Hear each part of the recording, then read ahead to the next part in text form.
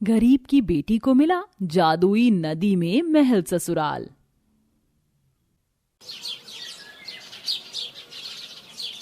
ये मैं कौन सी जगह पर आ गई हूँ?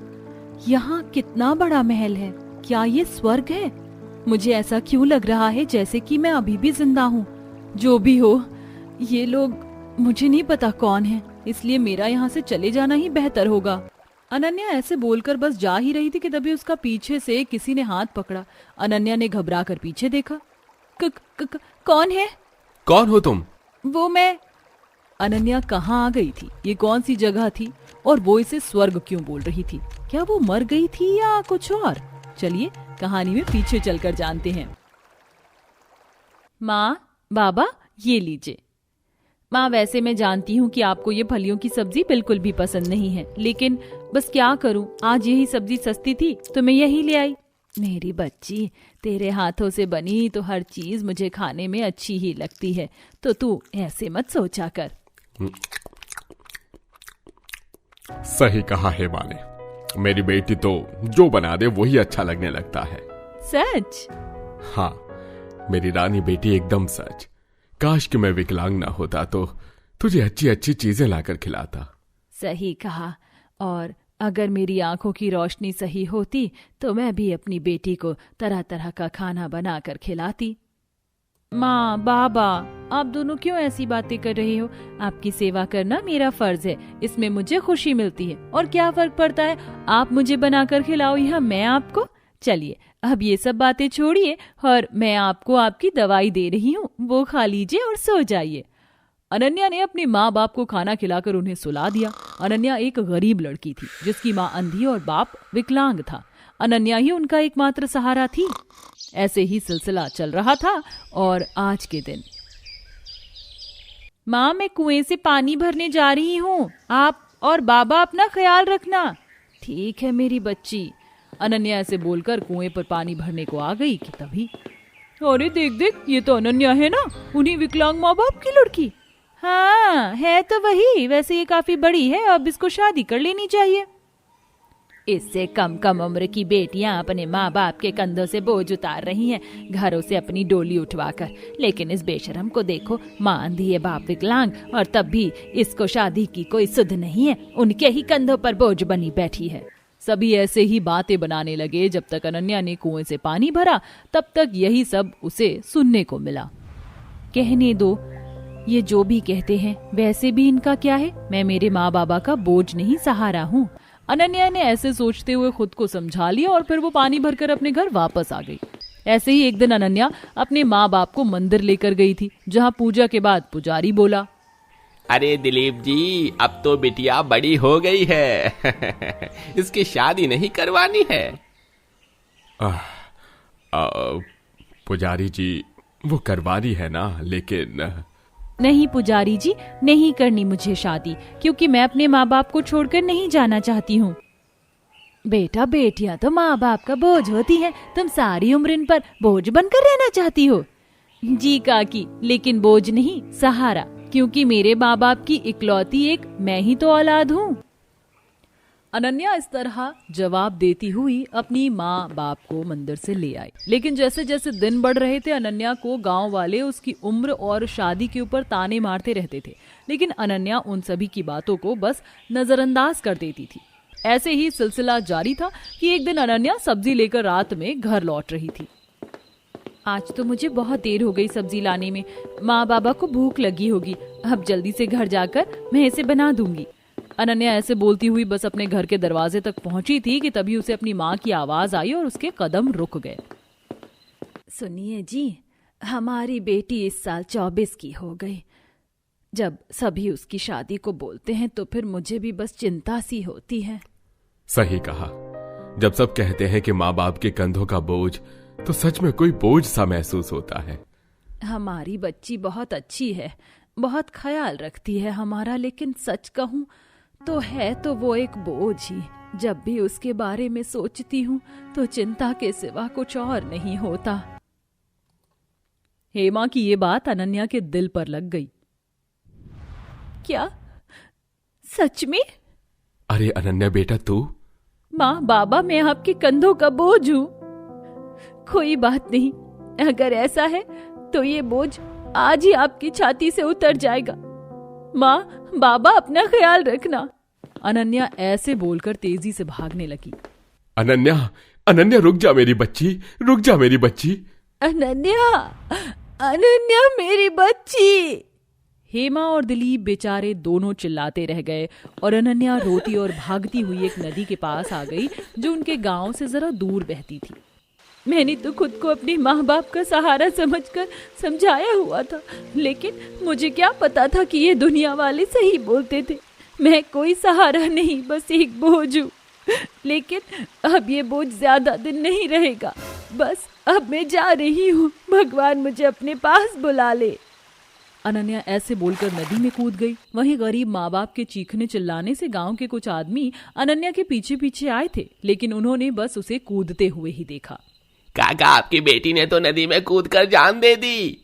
अनन्या मेरी बच्ची, मेरी बच्ची।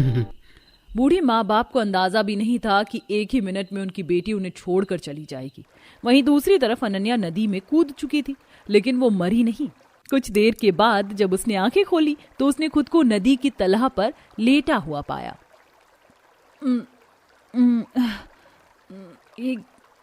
ये क्या ये स्वर्ग है? मैं तो नदी में गिरी थी अपनी जान देने के लिए। क्या मैं मर गई हूँ? लगता तो नहीं है। मैं कहाँ हूँ? अनन्या ने जैसे ही अपने आसपास को देखा वो तो बिल्कुल हैरान रह गई, क्योंकि उसके आसपास एक बहुत ही बड़ा महल था। उसके आसपास सिपाही भी खड़े हुए थे, जिन्हें देखकर अनन्या बोली, ये मैं कौन सी जगह पर आ गई हूँ? यहाँ कितना बड़ा महल है। क्या ये स्वर्ग है? मुझे ऐसा क्यों लग रहा है जैसे कि मैं अभी भी जिंदा हूँ। जो भी हो, ये लोग मुझे नहीं पता कौन है, इसीलिए मेरा यहाँ से चले जाना ही बेहतर होगा। अनन्या ऐसे बोलकर बस जा ही रही थी कि तभी उसका पीछे से किसी ने हाथ पकड़ा। अनन्या ने घबराकर पीछे देखा। कौन है? कौन हो तुम? वो मैं। क्या ये स्वर्ग है? मैंने अभी अभी नदी में कूदकर जान दे दी है। तुम्हारा दिमाग तो सही है, ये कोई स्वर्ग नहीं बल्कि हमारा नदी के नीचे का साम्राज्य है। तुम नदी में जान देने को कूदी थी, लेकिन तुम्हारी किस्मत अच्छी रही, तुम जिंदा हो। अब चलो मेरे साथ। युवराज ने सिपाहियों से बोलकर अनन्या के हाथ बंधवा दिए और उसे अपने महल के अंदर ले गया। अनन्या घबरा रही थी कि अब उसके साथ क्या होगा, क्योंकि वो तो एक बिल्कुल अलग सी ही दुनिया में आ गई थी। युवराज, हमें ऐसे क्यों बुलाया? और ये लड़की कौन है? माँ बाबा, ऐसे अचानक बुलाने के लिए क्षमा चाहता हूँ, लेकिन मैं इसी लड़की के बारे में बात करने को आपको लेकर आया हूँ। माँ बाबा, आप दोनों ही चाहते थे ना कि मैं किसी लड़की को पसंद करके उससे शादी कर लूं, तो देखिए कर ली मैंने लड़की पसंद। युवराज, जो कि उस बड़े महल का राजकुमार था, उसकी बात को सुनकर अनन्या हैरान रह गई। लेकिन युवराज, ये है कौन? कहाँ से है? हमारे ही साम्राज्य की है और मुझे पसंद भी है, तो बस फिर इतना क्या सोचना। युवराज की बात सुनकर देवी और हंसराज दोनों ने ही कोई आपत्ति नहीं दिखाई और उन्होंने अनन्या से युवराज की शादी तय कर दी। लेकिन अनन्या को ये सब जरा भी समझ नहीं आ रहा था, इसीलिए वो युवराज से बोली, तुमने झूठ क्यों बोला? और मुझसे बिना पूछे ही तुम मुझसे कैसे शादी कर सकते हो? देखो, मैं जानता हूँ तुम्हें ये सब अजीब लग रहा होगा, लेकिन ये सब मैंने अपने बचाव के लिए किया। और तुम फिक्र मत करो, मैं हमेशा तुम्हें यहाँ नहीं रखूंगा। शादी के लगभग 1-2 महीने बाद मैं तुम्हें आजाद कर दूंगा, फिर तुम अपनी दुनिया में चली जाना और मैं यहाँ रह लूंगा। अब देखो, तुम हमारी दुनिया में आई हो तो तुम्हें इतना तो करना ही पड़ेगा। अनन्या युवराज की बातों पर कोई जवाब नहीं दे पाई और ना चाहते हुए भी उसे उसकी बातों को मानना पड़ा। अगले ही दिन महल में शादी की तैयारी हो गई, जिसमें नदी के नीचे के महल को समुद्री वनस्पति से सजाया गया और युवराज की शादी अनन्या से करवा दी गई। शादी के कुछ दिनों बाद अनन्या ने सब कुछ अच्छे से संभाला। वाह माँ, आपके हाथों के खाने का तो कोई मुकाबला नहीं कर सकता। ये मैंने नहीं, अनन्या ने बनाया है। युवराज ये सुनकर चौंक गया। ऐसे ही, मेरी घड़ी कहाँ पर है? ये रही। आप भी ना कभी अपनी चीजों का ख्याल नहीं रखते हो। अनन्या ऐसे ही छोटी छोटी चीजों का ख्याल रखती थी, जिससे कि धीरे धीरे युवराज को वो अच्छी लगने लगी। लेकिन देखते ही देखते 1 महीना हो गया और अनन्या युवराज से बोली, युवराज, आज 1 महीना हो गया है, अब मुझे घर जाने दें। क्या तुम्हें जाना है?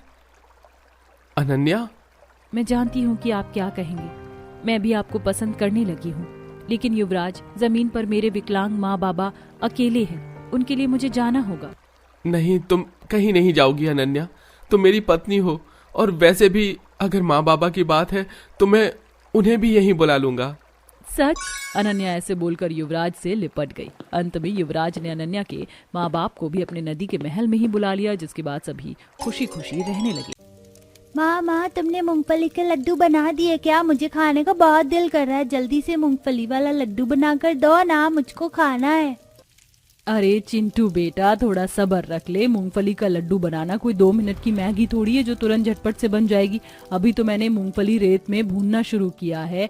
अभी तो गुड़ भी पिघलाना है, उसके बाद मैं तुझे गर्मा गर्म लड्डू बना कर दूंगी, फिर तू खाना। ठीक है माँ, तब तक मैं बाहर से खेत में से घूम फिर कर आता हूँ। ऐसा बोलकर नन्हा सा चिंटू अपने मूंगफली के आकार वाले खूबसूरत घर से बाहर टहलने के लिए निकल जाता है। आसपास में बसे सभी घर मूंगफली के आकार वाले थे। एक बुजुर्ग उम्र वाली दादी सूप में मूंगफली फटक रही थी। किसानों का झुंड अपने अपने मूंगफली के खेतों में हंसते मुस्कुराते हुए खेती बाड़ी कर रहे थे। धरती मैया की दया से अब की बार हम किसानों की मूंगफली की फसल 10 गुना ज्यादा फली है। सो आने की बात कही आपने काका। हम सबके खेतों में कितनी बढ़िया मूंगफली की फसल है। लहला रही है इस बार तो। ऊंचे दाम पर बिकेंगी हमारी मूंगफलियां, देख लेना। अरे तेरे मुंह में घी शक्कर बेटा, ईश्वर करे ऐसा ही हो।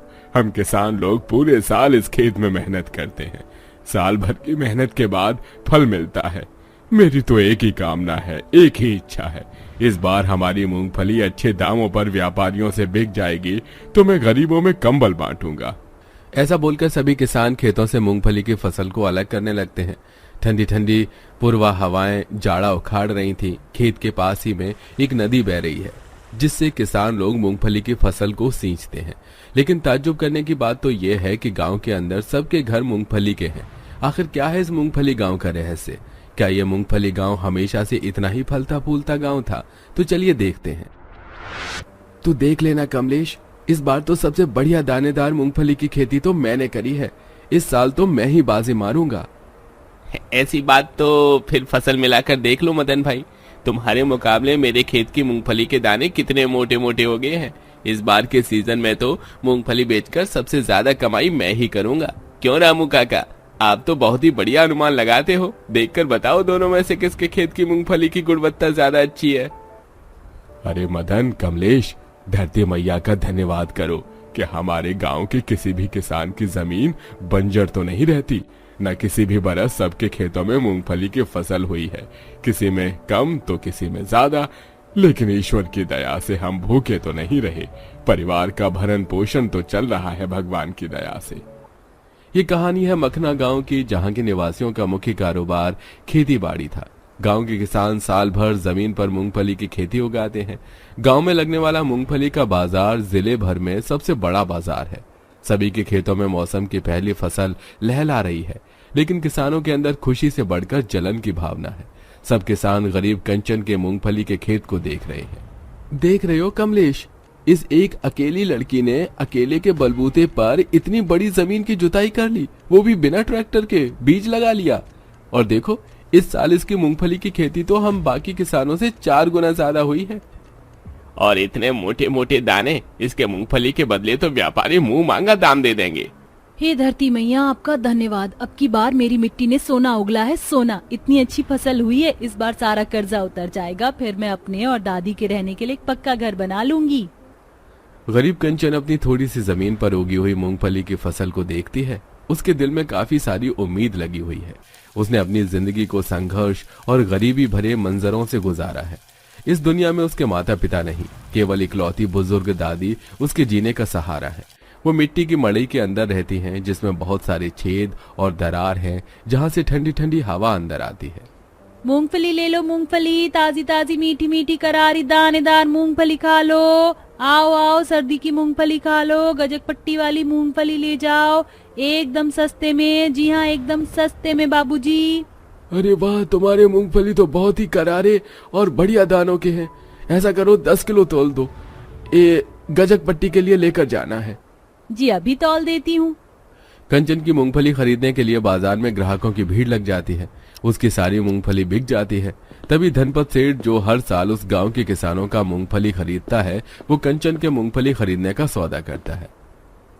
ठीक है, तुम कल सारी फसल तैयार रखना। मेरे आदमी बैलगाड़ी लेकर आएंगे तो सारी मूंगफलियां लदवा कर शहर में ले जाएंगे।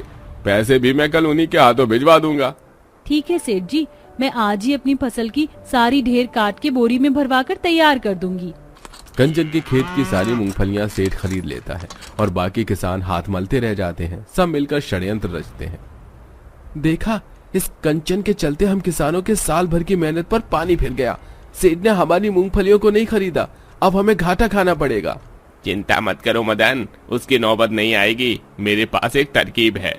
दोनों आपस में कुछ फुसफुसाते हैं और रात ढलने तक कंचन के खेत की फसल के ढेर में बगल के खेत, जो कि जमींदार का होता है, उसमें से मूंगफली की फसल मिला देते हैं, जिसे अगले दिन ब्याजखोर जमींदार उस बेचारी पर लाठी की मार पड़वाता है। बोल, मेरी मूंगफली की कितनी ढेरी तूने अपने खेत में मिलाई है? मैं सच कहती हूँ जमींदार जी, मैंने कोई चोरी नहीं की। मैं केवल अपनी मेहनत का भरोसा रखती हूँ। मैं निर्दोष हूँ। अरे हर चोर चोरी करने के बाद यही कहता है जमींदार जी। कालीचरण, इस पर तब तक कोड़े बरसाओ जब तक ये सच ना उगल दे। जमींदार का आदमी मार मार कर उसकी जान ले लेता है। गांव की जमीन उसके खून से सन जाती है। अंतिम सांस गिनते हुए कंचन मखना गांव को श्राप देती है। तुम किसान मेरी जान के हत्यारे हो। मैं इस गांव को श्राप देती हूँ कि सारी जमीन बंजर पड़ जाएगी। तुम सब भूखमरी का शिकार होगे और दिन रात इस गांव में बर्फ की बारिश होगी। कंचन के मरते ही गांव में श्राप का असर शुरू हो जाता है। मूंगफली की फसल से लहलाते खेत खलिहान बंजर पड़ जाते हैं। दिन रात बर्फ की बारिश होती है। सबके घर उजड़ जाते हैं। पूरा गांव खुले आसमान के नीचे ठंड का प्रकोप सहता है। माँ, मुझको ठंड लग रही है, सांस भी नहीं आ रही है। खून, अजी पिंकी के बापू, पिंकी के मुंह से खून आ रहा है, कुछ करो। चिंटू के बापू, चिंटू सांस नहीं ले पा रहा है, कुछ करो। अगर मेरे बच्चे को कुछ हो गया तो मैं भी मर जाऊंगी।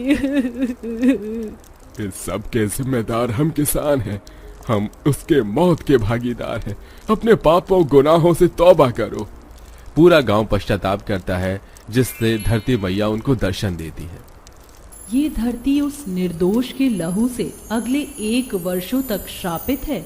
इसलिए तुम संपूर्ण गांव यहाँ से उत्तर को चले जाओ। वहीं तुम्हारे वायदे की जमीन है। वहीं जाकर बस जाओ और फूलो फलो। धरती मैया के हाथों से कुछ जादुई मूंगफली के बीज निकलते हैं, जिसे लेके पूरा गांव उस स्थान पर पहुंचते हैं जहां नदी बह रही थी।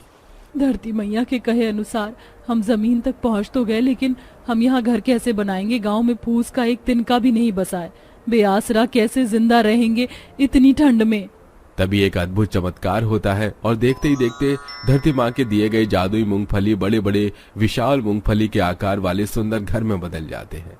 माँ देखो, मूंगफली वाले घर, ये कितना अद्भुत है। आओ और मेरे अंदर बस जाओ। मुझे तो अपनी आंखों पर भरोसा नहीं हो रहा है। हमारा गांव जादुई मूंगफली का गांव हो गया है।